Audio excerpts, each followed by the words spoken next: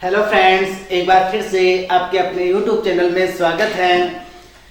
पिछली क्लास में अपन ने देखा था अपने खरपतवार नियंत्रण के सिद्धांत और विधियां। उन विधियों के अंतर्गत अपन ने देख लिया था भौतिकिया, जो भी आपका यांत्रिक नियंत्रण था। सेकंड अपन ने देखा था कृषण या सस्य नियंत्रण, और तीसरा अपन ने देखा था यानी आपका बायोलॉजिकल कंट्रोल, यानी जिसको अपन ने जैविक नियंत्रण कहा था। उसी जैविक नियंत्रण के अंतर्गत मैं एक चीज आपको यानी एक मित्र कीट का नाम बताना भूल गया था, तो आपको मैं ये चीज पहले बता देता हूं। यानी उस मित्र कीट का नाम है डेक्टाइलोपियंस ओपनसी। इस मित्र कीट का प्रयोग अपन किस खरपतवार के नियंत्रण के लिए करते हैं? नागफनी के नियंत्रण के लिए करते हैं। ठीक है, ये चीज आपको ध्यान रखना है। और ये जो आपका डेक्टाइलोपियंस ओपनसी था, ये अपने श्रीलंका से आयातित किया गया था। समझ में आ गई? तो ये अपन ने तीन तो अपन ने कल देखे थे, यानी जो भी आपकी पिछली क्लास थी, और आज ये एक जो आपका है वो मैंने अभी बता दिया। अब बात करते हैं अपने यानी नेक्स्ट जो कंट्रोल है उसकी। तो आपका नेक्स्ट कंट्रोल आता है रासायनिक नियंत्रण। कौन सा आता है आपका? रासायनिक नियंत्रण। यानी आपको केमिकल्स का यूज करना है, और केमिकल्स का यूज करते हुए आपको क्या करना है? वीड कंट्रोल करना है। इसके अंतर्गत आपको सबसे पहले जो ध्यान रखना है वो ये रखना है कि सर्वप्रथम 2,4-D की खोज, सर्वप्रथम 2,4-D की खोज सन 1941 में हुई। और 1941 में जो ये इसकी जो खोज हुई वो एक हार्मोन के रूप में हुई। किसके रूप में हुई? हार्मोन के रूप में हुई। तो आपको क्वेश्चन पूछा जा सकता, क्योंकि अपन इसको हार्मोन भी पढ़ते हैं। यानी ऑक्सीजन हार्मोन के अपन ने देखा था, यानी indole acetic acid, indole butyric acid, acetic acid, naphthalic acetic acid, और उसके अंतर्गत अपन नेक्स्ट में पढ़ा था यानी 2,4-D 2,4-डाइक्लोरोफिनॉक्सी एसिटिक एसिड। तो यहाँ पर यानी सर्वप्रथम जो खोज हुई वो 2,4-D की खोज किस रूप में हुई? हार्मोन के रूप में हुई। और कब हुई? सन 1941 में हुई। इसके बाद अपन बात करें कि इसका जो आपका 2,4-D था, इसका प्रयोग 1944 में यानी खरपतवार नाशी के रूप में कहां पर किया गया? यूएसए में किया गया, यानी संयुक्त राज्य अमेरिका में किया गया। लेकिन उसी के यानी 2 साल बाद में सन 1946 में यानी अपने भारत में भी इसको किस रूप में अपना लिया गया? एक खरपतवार नाशी के रूप में अपना लिया गया। ठीक है, अब बात करते हैं आपके यानी भारत में। देखो आपके क्या होता है, अपन फसलों में एक तो खरपतवार नाशी का प्रयोग करते हैं, यानी इसको शाकनाशी भी कह सकते हैं। देखो एक बार पहले इसी चीज को समझ लो, फिर बाद में आके बताऊंगा मैं आपको। खरपतवार नाशी और शाकनाशी में यानी फर्क क्या होता है। तो यहाँ पर अपन ये कहें कि जो खरपतवार को नष्ट करता है उसको अपन ने क्या कह दिया? खरपतवार नाशी कह दिया। उसके बाद आता है शाकनाशी। शाकनाशी का मतलब यानी ये फसल जो खरपतवार है उस खरपतवार के साथ साथ फसल को भी नष्ट करेगा, यानी कंप्लीट जो आपका शाक होगा उसको नष्ट करेगा। तो उसको अपन ने कह दिया शाकनाशी। ठीक है, तो इस शाकनाशी का प्रयोग अपन कहाँ करते हैं? अकृषिगत क्षेत्रों में करते हैं, क्योंकि दोनों अकृषिगत क्षेत्रों में क्या होता है? हो सकती है फसल भी हो और वहां पर खरपतवार भी हो, तो दोनों को कंट्रोल करने के लिए यानी नियंत्रण करने के लिए अपन ने क्या काम में ले लिया? शाकनाशी काम में ले लिया। इसके बाद अपन देखते हैं, यानी मैं आपको बताना चाह रहा था कि देखो एक तो खरपतवार नाशी का अपन खरपतवारों को नष्ट करने के लिए काम में लेते हैं। एक अपन जो आपका फंजीसाइड होता है, कवकनाशी होता है, उसका प्रयोग करते हैं। यानी जो कवक होता है उसको नष्ट करने के लिए कवकनाशी का प्रयोग करते हैं। और उसके बाद में यानी अपन बात कर लेते हैं कि अपन क्या करते हैं? कीटों को नष्ट करने के लिए किसका प्रयोग करते हैं? कीटनाशी का प्रयोग करते हैं। तो इसको अपने को देखना क्या है? इसको अपने को ये देखना है कि भारत में इनमें से सबसे ज्यादा कौन सा प्रयोग में लिया जाता है? भारत में इनमें से सबसे ज्यादा कौन सा प्रयोग में लिया जाता है? तो यहाँ पर आपको ये ध्यान रखना है कि जो भारत है, इस भारत में आपके सबसे ज्यादा जो काम में लिया जाता है वो लिया जाता है कीटनाशी। क्या काम में लिया जाता है? कीटनाशी। कीटनाशी के बाद में सेकंड जो नंबर आता है वो आता है किसका? कवकनाशी का। किसका आता है? कवकनाशी का। और जो थर्ड नंबर आता है वो थर्ड नंबर अपने भारत में किसका आता है? खरपतवारनाशी का। इट मींस आपके एक चीज समझ में आई होगी कि सबसे कम मात्रा में अपन क्या करते हैं? खरपतवारनाशियों का प्रयोग करते हैं। फिर बात करते हैं वर्ल्ड की यानी विश्व की। तो यहाँ देखिए विश्व में क्या होता है? सबसे ज्यादा जो काम में लिया जाता है वो क्या लिया जाता है? खरपतवारनाशी काम में लिया जाता है। क्या काम में लेते हैं अपन? सबसे ज्यादा खरपतवारनाशी काम में लेते हैं। इसके बाद जो सेकंड स्थान आता है वो आता है कीटनाशी का। किसका आता है? कीटनाशी का। और कीटनाशी के बाद में थर्ड स्थान आता है वो आता है कवकनाशी का। तो आपको पूछा जा सकता है कि विश्व में सबसे ज्यादा किसका प्रयोग किया जाता है? तो आपको बताना है खरपतवारनाशी का। और आपको भारत में बताना है कि भारत में यानी सबसे ज्यादा किसका यूज किया जाता है? तो आपको बताना है कीटनाशी का। ठीक है। इसके बाद देखिए अपन बात करते हैं आपके जो भी शाकनाशी हैं या जो खरपतवारनाशी हैं उनका वर्गीकरण अपन देखते हैं, यानी क्लासिफिकेशन अपन इनका करते हैं। तो क्लासिफिकेशन के अंतर्गत देखो सबसे पहले अपन देख रहे हैं क्या? वर्णात्मक। एक होता है वर्णात्मक और एक होता है साथ साथ में ही आपको मैं बता देता हूं, एक होता है अवर्णात्मक। एक तो आपका आ गया वर्णात्मक और दूसरा क्या आ गया? अवर्णात्मक आ गया। देखो वर्णात्मक का मतलब होता है वर्ण विशेष यानी जाति विशेष। वर्ण विशेष या जाति विशेष अर्थात जाति विशेष के पौधों को नष्ट करने वाला जो खरपतवारनाशी होता है वो क्या कहलाता है? आपके वर्णात्मक खरपतवारनाशी कहलाता है। अब इसके अंतर्गत मैं आपको 2-3 एग्जांपल पहले समझा रहा हूं, फिर बाद में अपन लिखेंगे। अपन ने पढ़ा था यानी अपने जो भी गेहूं है उस गेहूं में चौड़ी पत्ती वाले खरपतवारों को नष्ट करने के लिए अपन क्या काम में लेते हैं फ्रेंड्स? 2,4-D। क्या काम में लेते हैं? 2,4-D।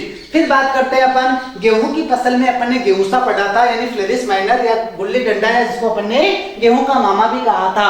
उस गेहूं के मामा के लिए अपन उसके कंट्रोल के लिए अपन क्या काम में लेते हैं? यानी आपका आइसोप्रोटीरोन काम में लेते हैं। तो वो वर्ण विशेष को नष्ट कर रहा है यानी आपके गेहूं की फसल में गेहूंसा को नष्ट कर रहा है। आपके गेहूं की फसल में जो भी चौड़ी पत्ती वाले हैं उनको नष्ट कौन कर रहा है? 2,4-D कर रहा है। तो उनको अपन ने क्या बोला? यानी वर्णात्मक शाकनाशी जो भी आपका खरपतवारनाशी हैं। यहां देखते हैं यानी इसके अंतर्गत अपन ने एग्जांपल लिखे 2,4-D।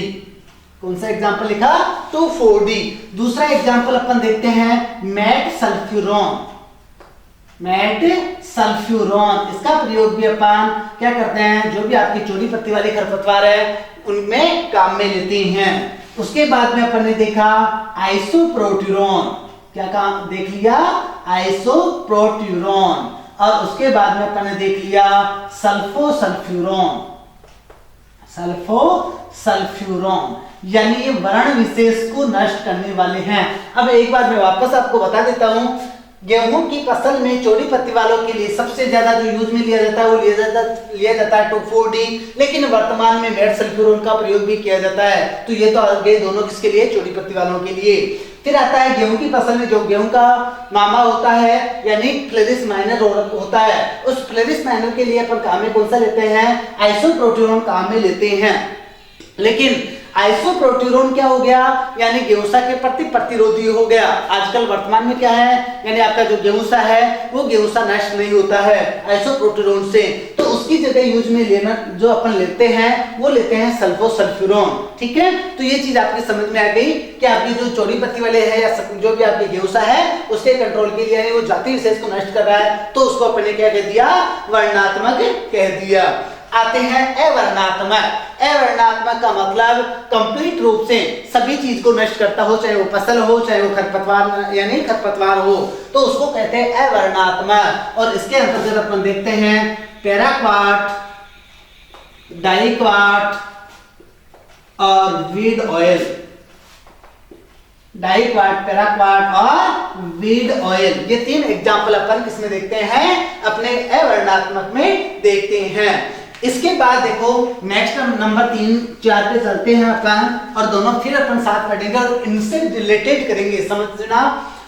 यानी नंबर 3 पे मैं लिख रहा हूं यहाँ पर स्थानांतरित शाकनाशी, पहले पढ़ लेते हैं संपर्क। क्या पढ़ते हैं? संपर्क, शाकनाशी या खरपतवार नाशी। अब बात करती है नंबर 4 पे, मैं यहां लिख रहा हूं स्थानांतरित। क्या लिख रहा हूं? स्थानांतरित। संपर्क शाकनाशी का मतलब क्या समझे? यानी जो भी पौधे का कोई भाग यानी संपर्क में आएगा वो ही नष्ट होगा, उसके अलावा और कोई भाग नष्ट नहीं होगा। यानी यदि पत्ती आ रही है तो पत्ती ही नष्ट होगी, यानी तने को कोई प्रभाव नहीं पड़ेगा। और उसके बाद आता है स्थानांतरित, यानी किसी भी भाग में आप इसका प्रयोग करोगे तो ये कंप्लीट पौधे में क्या हो जाता है? स्थानांतरित हो जाता है। इसको अपन ने कह दिया क्या? स्थानांतरित शाकनाशी। ठीक है, अब यहाँ पर कुछ भी ध्यान नहीं रखना, मैं यहाँ वही आपको क्या कर रहा हूँ, इन दोनों से जोड़ रहा हूँ। ध्यान आपको ये रखना, जो भी वर्णात्मक शाक यानी वर्णात्मक होता है वो क्या कौन सा होता है? स्थानांतरित होता है। और जो आपका अवर्णात्मक होता है वो कौन सा होता है? संपर्क होता है। एग्जाम्पल वापस वो के वो आ जाएंगे, कुछ भी चेंज नहीं करना था। यानी संपर्क के अंतर्गत डाइक्वार्ट, पैराक्वार्ट, वीडोइल बताओगे, और स्थानांतरित के अंतर्गत 2,4-D मेटसल्फ्यूरॉन, आइसोप्रोटोन, सल्फोसल्फ्यूरॉन बता दोगे। ठीक है, और इसके अंतर्गत एक एग्जाम्पल मैं आपको और लिख देता हूं, ग्लाइफोसेट। क्या लिख देता हूं? ग्लाइफोसेट। ओके, अब आते हैं नेक्स्ट यानी नंबर 5 के ऊपर। एक होता है पत्र सक्रिय। कौन सा होता है? पत्र सक्रिय। और एक होता है मृदा सक्रिय। थोड़ा सा नाम से ही पता चल रहा होगा कि पत्र सक्रिय और मृदा सक्रिय क्या होता है। पत्र सक्रिय का मतलब वे खरपतवार नाशी जो पत्तियों के ऊपर क्या होते हैं? सक्रिय होते हैं, यानी जिनका प्रयोग पत्तियों पर करने से वो खरपतवार नष्ट होगा। और दूसरा का यानी क्या होता है? मृदा सक्रिय, यानी पत्तियों पर छिड़कोगे कोई प्रभाव नहीं पड़ेगा। यानी इस प्रकार के खरपतवार नाशी को आपको कहाँ यूज में लेना है? मृदा में यूज में लेना है। तो देखो अपन क्या करते हैं, अपने जो 2,4-D होता है उस 2,4-D का प्रयोग कहां करते हैं? पत्तियों पर करते हैं। यानी 2,4-D का प्रयोग मैंने आपको बताया था, यानी बुआई के 30 से 35 दिन बाद में करते हैं। और बुआई के 30 से 35 दिन बाद का मतलब पत्तियां आ चुकी हैं। इसी के बाद अपन बात करते हैं आइसोप्रोट्यूरॉन। आइसोप्रोट्यूरॉन का प्रयोग भी अपन कहां करते हैं? यानी पत्तियों के ऊपर करते हैं, यानी वही बुआई के 30 से 35 दिन बाद में करते हैं। तो ये भी किस प्रकार का हो गया? यानी आपके पत्र सक्रिय हो गया। इसी के अंतर्गत आप फिर एग्जांपल दे दो, आइसोप्रोट्यूरॉन, सल्फोसल्फ्यूरॉन, ये भी क्या हो जाएंगे? पत्र सक्रिय हो जाएंगे। उसके बाद देखिए अपन ने बात करते हैं मृदा सक्रिय की, यानी मृदा में प्रयोग करोगे तो दलहनी फसलों में अपन क्या करते हैं? कौन सा खरपतवार नाशी काम में लेते हैं? फ्लूक्लोरेलिन, जिसका ट्रेड नेम होता है बाशालिन। क्या होता है?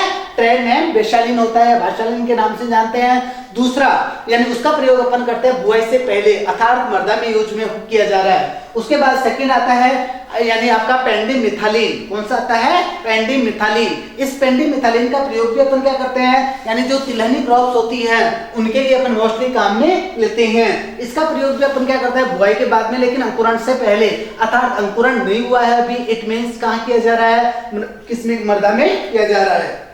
उसके बाद देखिए नेक्स्ट के ऊपर एट्राजिन सिमाजिन। देखो एट्राजिन सिमाजिन है वो ज्वार बाजरा आपके मक्का में यूज में लिया जाता है। और इसका प्रयोग भी अपन कब करते हैं? बुआई के बाद में, लेकिन अंकुरण से पहले, यानी अंकुरण अभी तक नहीं हुआ है, इट मींस पत्तियों पर यूज न होके कहां यूज हो रहा है? मृदा में हो रहा है। तो एग्जाम्पल आप यहां लिखिए, फ्लूक्लोरेलिन। पहला एग्जाम्पल अपन कौन सा देखा? फ्लूक्लोरेलिन। दूसरा एग्जाम्पल अपन ने देखा पेंडिमिथालिन।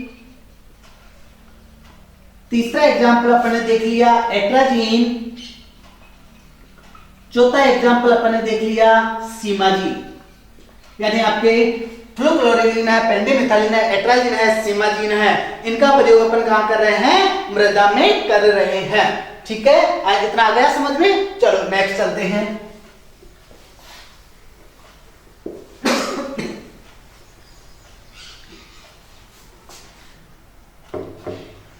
नेक्स्ट नंबर 7 पे अपन देखते हैं, एक होता है मृदा जीवाणुनाशक। क्या होता है? मृदा जीवाणुनाशक। और दूसरा होता है मृदा धूमक।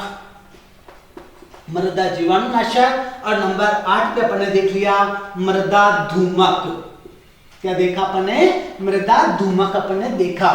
देखो मृदा जीवाणुनाशक है, इसका मतलब क्या है, यानी ये खरपतवारों को तो वनस्पति को तो नष्ट करेगा ही, वनस्पति के साथ साथ में जीवाणुनाशक देखो जीवाणुओं को भी क्या करेगा, नष्ट करेगा, जिसको अपने क्या कह दिया, यानी मृदा जीवाणुनाशक। और इसके अंतर्गत अपने एग्जाम्पल देखते हैं। पहला एग्जाम्पल अपन ने एट्राजिन देखा, दूसरा एग्जाम्पल अपन ने सीमाजिन देखा, और तीसरा एग्जाम्पल अपन देखते हैं डाईयूरोन। क्या एग्जाम्पल देखते हैं, डाईयूरोन। आ गई समझ में, यानी एट्राजिन, सीमाजिन, डाईयूरोन किस प्रकार का है, मृदा जीवाणुनाशक। मैंने एक बार वापस बता देता हूं कि मृदा जीवाणुनाशक होता क्या है, यानी वनस्पति जो खरपतवार है उसको तो नष्ट करेगा ही, उसके साथ साथ में मृदा में जो भी हानिकारक जीवाणु है उनको भी क्या करेगा, नष्ट करेगा, जिसको अपन ने कह दिया मृदा जीवाणुनाशक। अब बात यहाँ पर एक चीज आपको पूछ लेता है कभी कभार कि जो भी मृदा जीवाणुनाशक है इनका प्रभाव मृदा में कितने समय तक बना रहता है, ये क्वेश्चन पूछ सकता है। तो मृदा जीवाणुनाशक का जो प्रभाव है वो मृदा में लगभग 24 मंथ यानी आपके 2 साल तक बना रहता है, यानी बहुत ज्यादा खतरनाक है, यानी इसका प्रभाव 24 मंथ तक देखने को अपने को मिलता है। ठीक है, उसके बाद आते हैं मृदा धूमक। देखो समझो, धूमक का मतलब धुआं करना, यानी ये क्या करेगा, मृदा में धुआं करेगा, अर्थात यानी किस रूप में होगा, आपके वाष्प रूप में होगा। किस रूप में होगा, वाष्प रूप में होगा। तो यहां पर आपने लिखा यानी वाष्प रूप में पाया जाता है। पहली कंडीशन अपन ने क्या पढ़ी, वाष्प रूप में। और दूसरी जो कंडीशन वो देखते हैं अपन, यानी जो इसका प्रभाव है वो प्रभाव 1 महीने तक रहता है मृदा में। कब तक रहता है, ओनली 1 मंथ इसका प्रभाव अपने को देखने को मिलता है। इसके अंतर्गत आप एग्जाम्पल बताओगे तो देखो नंबर 1 CH2, यानी C का मतलब आपके कार्बन जो भी सल्फाइड है, कार्बन डाइसल्फाइड, वो कार्बन डाइसल्फाइड के एग्जाम्पल किसका आता है, मृदा धूमक का। इसी के अंतर्गत दूसरा एग्जाम्पल अपन देखते हैं क्लोरोपिक्रीन। दूसरा एग्जाम्पल अपन ने कौन सा देखा, क्लोरोपिक्रीन। और तीसरा एग्जाम्पल अपन देखते हैं मिथाइल ब्रोमाइड। तीसरा एग्जाम्पल अपन ने कौन सा देखा, मिथाइल ब्रोमाइड। आगे समझ में, यानी आपके जो भी मृदा धूमक है यानी धुआं वाष्प रूप में पाया जाएगा। और वाष्प रूप में कौन कौन से पाए जाते हैं, तो CH2, क्लोरोपिक्रीन और मिथाइल ब्रोमाइड पाए जाते हैं। आ गया। इसके बाद चलते हैं नेक्स्ट। यहां तक कोई प्रॉब्लम, यदि प्रॉब्लम हो तो आप कमेंट्स के जरिए या व्हाट्सएप के जरिए आप हमारे से कांटेक्ट कर सकते हो। चलो आगे देखते हैं अपन, यानी अपने जो भी खरपतवार नाशी हैं उन खरपतवार नाशियों का प्रयोग करने का समय। ठीक है, तो यहाँ पर अपन नेक्स्ट देख रहे हैं खरपतवार नाशियों के प्रयोग करने का समय।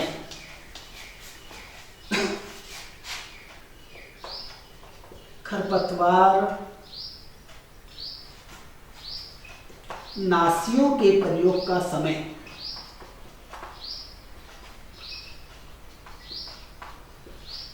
यानी इनको कितने प्रकार से अपन यूज में ले सकते हैं।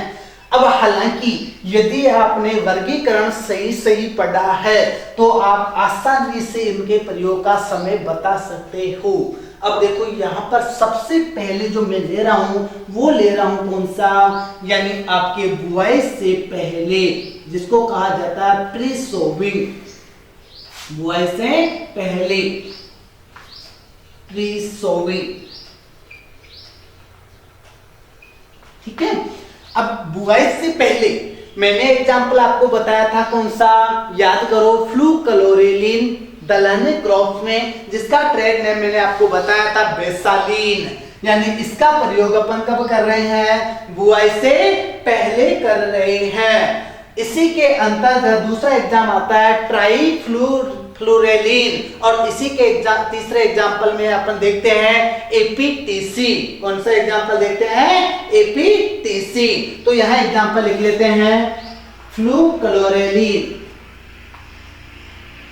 पहला एग्जाम्पल बुआई से पहले फ्लूक्लोरेलिन, दूसरा एग्जाम ट्राइफ्लूरेलिन, और तीसरा एग्जाम्पल एपीटीसी। ठीक है, इनका प्रयोग अपन कब करते हैं, बुआई से पहले करते हैं। अब आते हैं नंबर 2 पर, यानी बुआई के बाद में, बुआई के बाद लेकिन अंकुरण से पहले, यानी कोई फसल का जो भी आपका है अंकुरण नहीं हुआ हो, अंकुरण से पहले। ये चीज आपको मैंने बताई थी कहां पर, यानी आपका जो भी था पेंडिन मिथाइलिन, याद करो तिलहनी क्रॉप के लिए मैंने बोला था। तो देखो पहला एग्जांपल अपन ने कौन सा दिया, पेंडी मिथाइल, सॉरी पेंडी मिथाइलिन, पेंडी मिथाइलिन। उसके बाद में दूसरा एग्जांपल अपन ने देखा एट्राजीन। इसके बाद में अपन ने तीसरा एग्जांपल देखा सीमाजीन, यानी आपके पेंडे मिथाइलिन है, एट्राजीन है, सीमाजीन है। ये एग्जांपल किसके अंतर्गत आते हैं, आपके बुआई के बाद लेकिन अंकुरण से पहले। अब इसके अंतर्गत आप एग्जांपल और दे सकते हो, यानी आपका जो डाईयूरोन था, डाईयूरोन यानी कॉटन में अपन काम में लेते हैं, डाईयूरोन का अपन प्रयोग कर सकते हैं। नेक्स्ट एग्जांपल इसके अंतर्गत अपन दे सकते हैं क्लोमाजोन।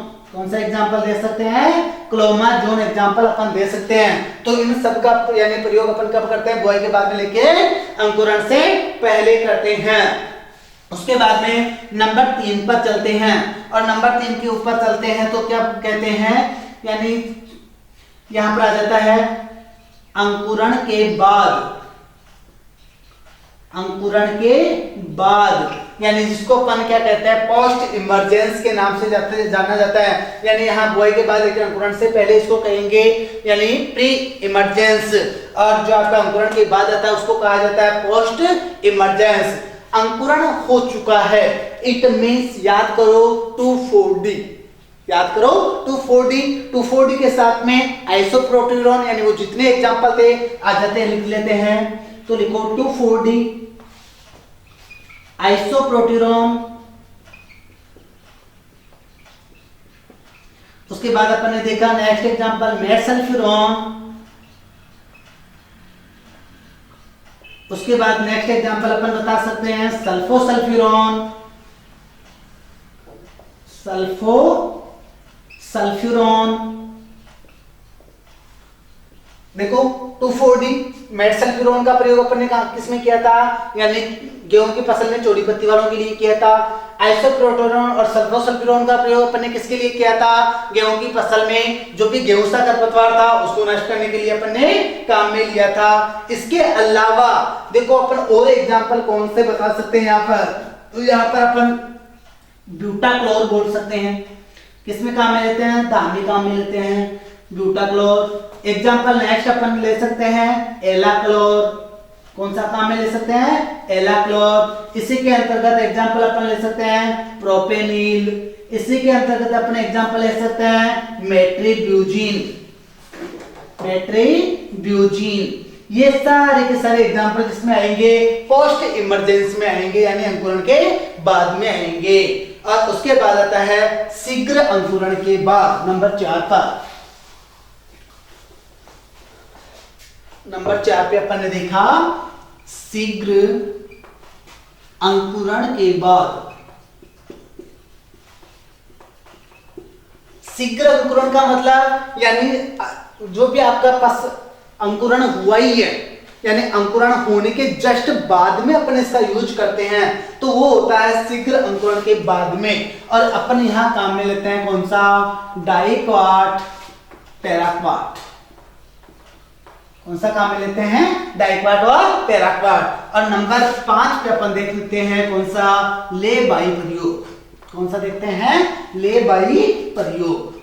ले बाई का प्रयोग का मतलब होता है खड़ी फसल में प्रयोग करना, यानी जो भी अंतिम निराई गुड़ाई होती है उस अंतिम निराई गुड़ाई के समय अपन इसका यूज करते हैं, उसको कहते हैं अपन ले बाई प्रयोग। जैसे अपन क्या करते हैं, यानी गन्ने में 2,4-D का प्रयोग करते हैं, गन्ने में 2,4-D का प्रयोग, यानी अपन सबसे पहले तो एट्राजिन का प्रयोग कर लेते हैं गन्ने में, और उसके बाद में लास्ट जो निराई गुड़ाई होती है वो लास्ट निराई गुड़ाई के समय अपन कौन सा काम में लेते हैं, ले बाई प्रयोग के रूप में 2,4-D का प्रयोग करते हैं। ये आपके प्रयोग करने का समय हो गया, ठीक है। चलो इसके बाद आते हैं नेक्स्ट,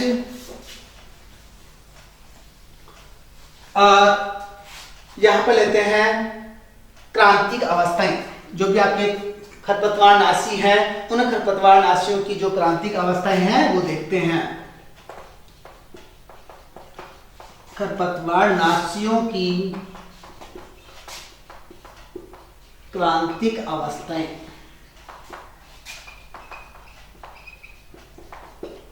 ठीक है, अब यहां आ जाओ। खरपतवार नाशियों के अंतर्गत यानी जो क्रांतिक अवस्थाएं हैं उनके अंतर्गत सबसे पहले लेते हैं अपन धान की सीधी बुआई। धान की सीधी बुआई, क्योंकि धान को अपन क्या करते हैं, दो प्रकार से बोते हैं। एक अपन सबसे कोई नर्सरी तैयार नहीं करते हैं, डायरेक्ट ही क्या करते हैं, खेत में बोते हैं, उसको कहते हैं सीधी बुआई। और एक नर्सरी तैयार करके यानी बोते हैं। तो धान की जो सीधी बुआई है उसकी क्रांतिक अवस्था का समय होता है 15 से 45 दिन। कितना होता है, 15 से 45 दिन होता है। फिर आते हैं नेक्स्ट, जो आपका रोपित धान होता है। मैंने अभी पहले ही बोला था, क्योंकि जो अपन दो प्रकार से बोते हैं, एक सीधी बुआई और दूसरी यानी अपन ट्रांसप्लांट करते हैं। तो रोपित धान, इसके अलावा इसके अंतर्गत अपन लेते हैं गेहूं, इसके अंतर्गत सूरजमुखी, जौ, बाजरा, सूरजमुखी, जौ, बाजरा। इन क्रॉप्स में जो यानी खरपतवार नाशी की जो क्रांतिक अवस्था होती है वो होती है 30 से 45 दिन। कितनी होती है, 30 से 45 दिन होती है। ठीक है, इसके बाद आते हैं नेक्स्ट, मक्का, जवार, यानी जवार, मक्का, मक्का और जवार। मक्का और जवार में अपन काम में लेते हैं 15 से 45 दिन।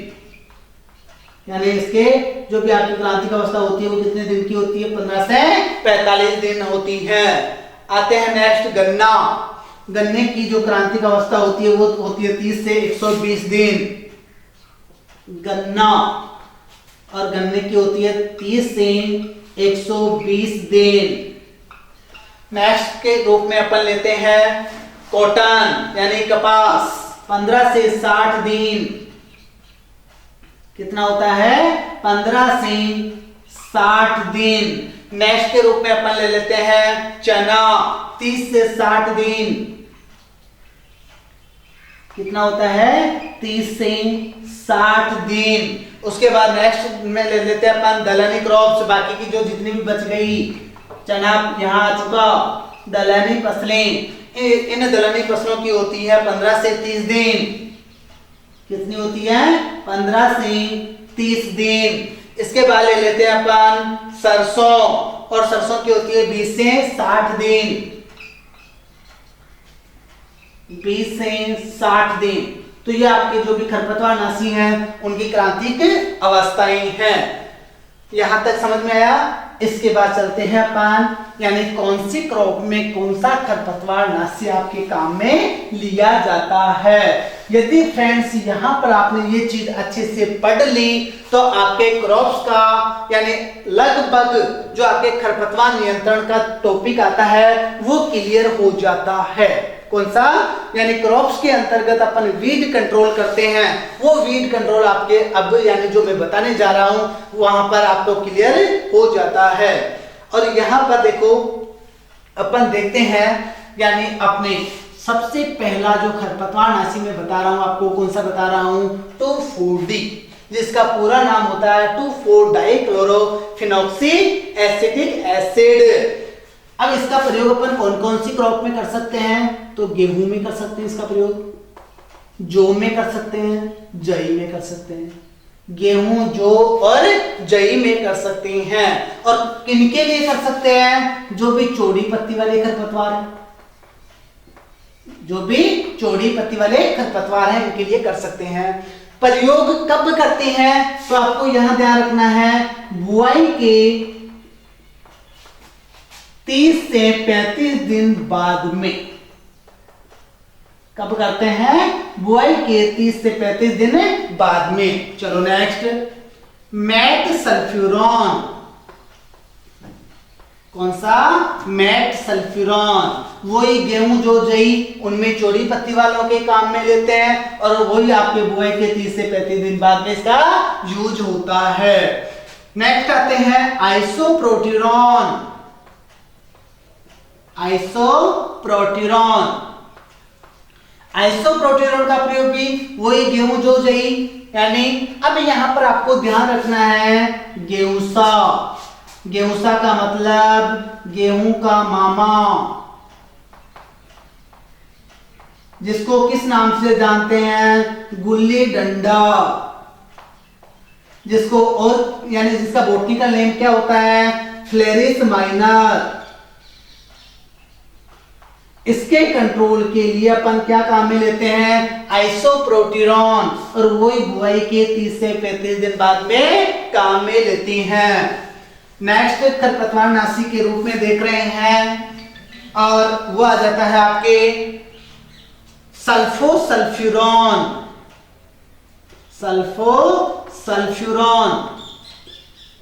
सल्फोसल्फ्यूरॉन का प्रयोग वही जो भी आपके गेहूं की फसल है, गेहूं जो जई है उनमें वही गेहूंसा है या जंगली जई है, उसके कंट्रोल के लिए काम में लेते हैं और वही बुआई के 30 से 35 दिन बाद में काम में लेते हैं। नेक्स्ट बता रहा हूं एट्राजीन। कौन सा आता है? एट्राजीन। और साथ में ही बता देता हूं सीमाजीन। एट्राजीन और सीमाजीन। एट्राजीन सीमाजीन का प्रयोग ज्वार, बाजरा, मक्का और गन्ने में किया जाता है। इसमें किया जाता है ज्वार, बाजरा, मक्का और गन्ने में किया जाता है। और कब करते हैं? यानी अंकुरण से पहले करते हैं। ये चीज आपने पढ़ी थी, अंकुरण से पहले अपन इसका प्रयोग करते हैं। नेक्स्ट बता रहा हूं फ्लूक्लोरेलिन। यानी जिसका ट्रेड नेम मैं बता चुका आपको, बेसालीन होता है। फ्लूक्लोरेलिन का प्रयोग अपन कहाँ करते हैं? जो भी आपकी पल्सेज होती हैं, दलहनी क्रॉप्स होती हैं, उन दलहनी फसलों में करते हैं। और वो कब करते हैं? बुआई से पहले करते हैं। ठीक है। नेक्स्ट जो खरपतवार नाशी है वो देखते हैं अपन पेंडिमिथालिन। कौन सा देख रहे हैं? पेंडिमिथालिन। पेंडिमिथालिन का यूज अपन क्या कहाँ करते हैं? जो भी आपके तिलहनी क्रॉप्स होती हैं या इसके अलावा इसका प्रयोग आप मसाले वाली फसलों में भी कर सकते हो। और ऐसे ही जो आपका फ्लूक्लोरिन होता है, इसका प्रयोग भी अपन कहाँ कर सकते हैं? जो आपकी मसाले वाली क्रॉप्स होती हैं उनमें कर सकते हैं। तो पेंडिमिथालिन तिलहनी क्रॉप्स या आपके मसाले वाली फसलें, और इसका प्रयोग करते हैं बुआई के बाद, लेकिन अंकुरण से पहले, यानी अंकुरण नहीं हुआ हो। ठीक है। फिर आते हैं नेक्स्ट खरपतवार नाशी के रूप में, और नेक्स्ट के रूप में ले लेता हूं मैं आपका ब्यूटाक्लोर। धान की क्रो याद आ रहा है? यानी कौन सा ले रहे हैं? ब्यूटाक्लोर। ब्यूटाक्लोर का प्रयोग धान की क्रॉप के लिए करते हैं, और इसका प्रयोग यानी अपन करते हैं 3 से 7 दिन डे आफ्टर ट्रांसप्लांटिंग।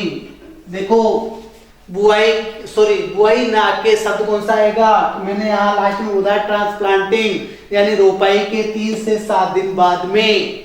कितने दिन बाद में? रोपाई के 3 से 7 दिन बाद में। नेक्स्ट लेते हैं एलाक्लोर। कौन सा ले रहे हैं? एलाक्लोर या एलाक्लोर। चलो एलाक्लोर ले लो आप पहले। एलाक्लोर। और एलाक्लोर का प्रयोग करते हैं अपन सोयाबीन में। इसका प्रयोग भी अपन वही, यानी 3 से 7 दिन बाद। अब लेकिन 3 से 7 दिन यहां आता है DAS, डे आफ्टर सोविंग, यानी बुआई के 3 से 7 दिन बाद में। ठीक है। उसके बाद नेक्स्ट ले लेते हैं अपन वापस धान की क्रॉप्स के लिए प्रोपेनिल। कौन सा ले रहे हैं? प्रोपेनिल। प्रोपेनिल का प्रयोग धान की क्रॉप के लिए करते हैं, और इसका प्रयोग जो प्रोपेनिल होता है इसका प्रयोग भी अपन लगभग वही 3 से 7 दिन बाद करते हैं, 3 से 7 दिन। लेकिन शब्द कौन सा आएगा? DAT, day after transplanting. फिर आता है बेंथियोकार्व। कौन सा ले रहे हैं? बेंथियोकार्व। बेंथियोकार्व, बेंथियोकार्व का प्रयोग अपन कौन से क्रॉप के लिए करते हैं? धान की क्रॉप के लिए करते हैं। लेकिन इसका प्रयोग करते हैं अपन अंकुरण से पहले। कब करते हैं दोस्तों? अंकुरण से पहले। फिर आते हैं नेक्स्ट खरपतवारनाशी पर, डाईयूरोन। मैंने बताया था उस टाइम पर कि डाईयूरोन का प्रयोग कब करते हैं, यानी कौन सी क्रॉप में करते हैं? कॉटन में करते हैं, कपास, और यूज होता है अंकुरण से पहले। ठीक है। फिर आते हैं नेक्स्ट खरपतवारनाशी के रूप में इमेजाथापर। बहुत इंपॉर्टेंट है, ध्यान दे लेना, क्योंकि वर्तमान में सबसे ज्यादा जो प्रचलित है, सबसे ज्यादा चलने वाला है कौन सी क्रॉप के लिए? जो आपके सोयाबीन है उसके लिए, या जो मूंगफली उड़द मूंग है उनके लिए। तो यहां लिखा इमेजाथापर। ठीक है। इमेजाथापर मैंने आपको क्रॉप बता दी। क्रॉप कौन कौन सी बता दी? यानी आपके सोयाबीन, मूंगफली, उड़द, इनके लिए। इसका यूज होता है बुआई के 15 से 20 दिन बाद में। कब हो रहा है? बुआई के 15 से 20 दिन बाद में। यानी आपका जो अपन ने देखा था कौन सा? पेंडिमिथालिन। उस पेंडिमिथालिन का यूज तो कहां हो रहा था? यानी अंकुरण से पहले ही अपन ने किया था। लेकिन जो इमेजाथापर है, इस इमेजाथापर का अपन बुआई के 15 से 20 दिन बाद में कर सकते हैं। फिर लेते हैं डाइक्वाट। डाइक्वाट या साथ में ही आप ले लेते हैं पैराक्वाट। डाइक्वाट या पैराक्वाट, इसका यूज होता है एकरसीगत क्षेत्रों में। क्योंकि किस प्रकार का था? अवर्णात्मक था। और यूज कब किया जा रहा था? शीघ्र अंकुरण के बाद। शीघ्र अंकुरण के बाद। लेकिन आप इसको रिंजके की क्रॉप में भी यूज में ले सकते हो, यानी रिंजके की जो फसल होती है उसको जस्ट काटने के बाद इसका यूज कर सकते हैं अपन। फिर आता है मेट्रीब्यूजिन। कौन सा खरपतवारनाशी पढ़ रहे हैं? मेट्रीब्यूजिन। ये भी बहुत ज्यादा यूज में आ रहा है प्रेजेंट में। मेट्रीब्यूजिन वही सोयाबीन क्रॉप में अपन काम में लेते हैं।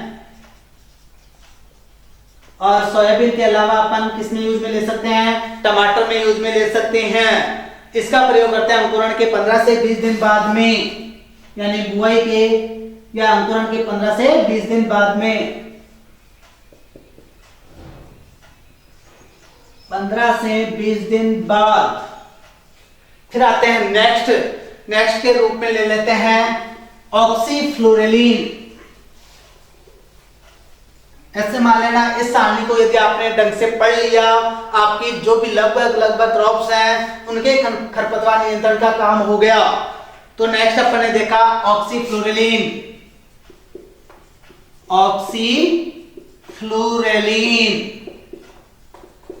ऑक्सीफ्लोरेलिन का प्रयोग अपन कहां पर करते हैं? यानी आपके आलू में करते हैं। और इसका यूज होता है अंकुरण से पहले। कब किया जाता है? अंकुरण से पहले किया जाता है। उसके बाद आता है ग्लाइफोसेट।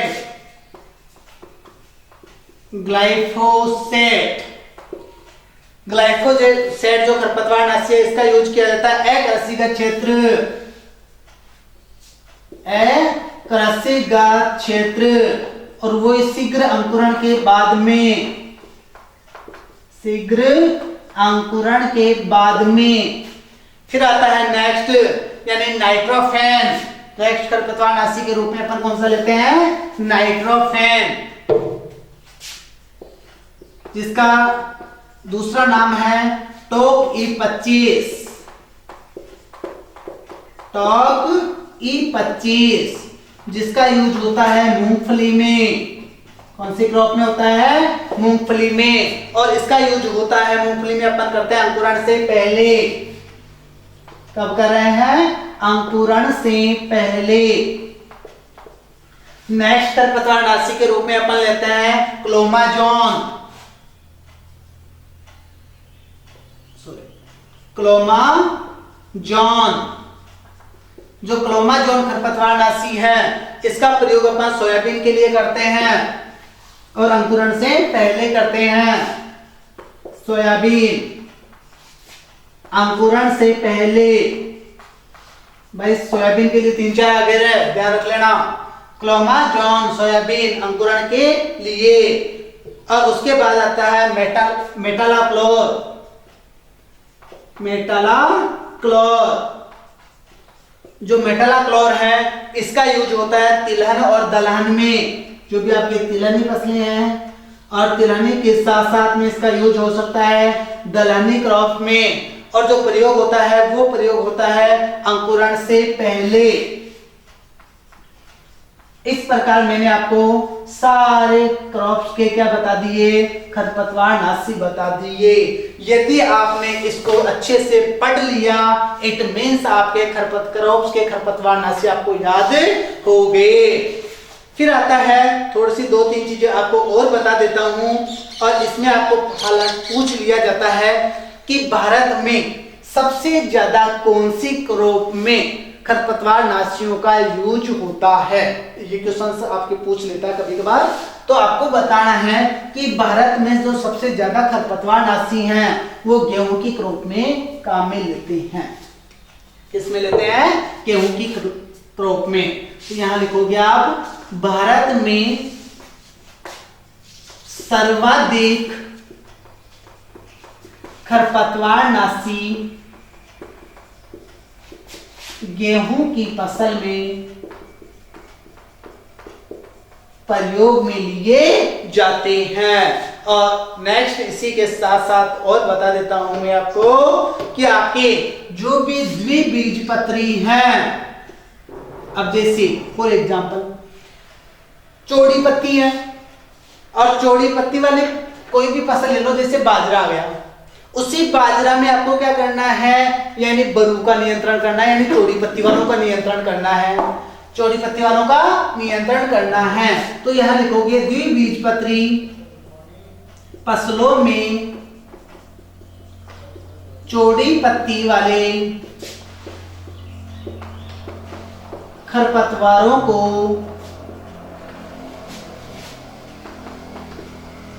नष्ट करने के लिए कौन सा खरपतवारनाशी काम में लेते हैं? तो यहां बताना है 2,4-DB। कौन सा बताना है? 2,4-DB। आ गया समझ में? चलो इसी के साथ में अपना खरपतवार जो चैप्टर है, वीड जो चैप्टर है वो कंप्लीट होता है। नेक्स्ट अपन जो भी कोई टॉपिक लेते हैं वो नेक्स्ट क्लास में लेंगे। Thank you.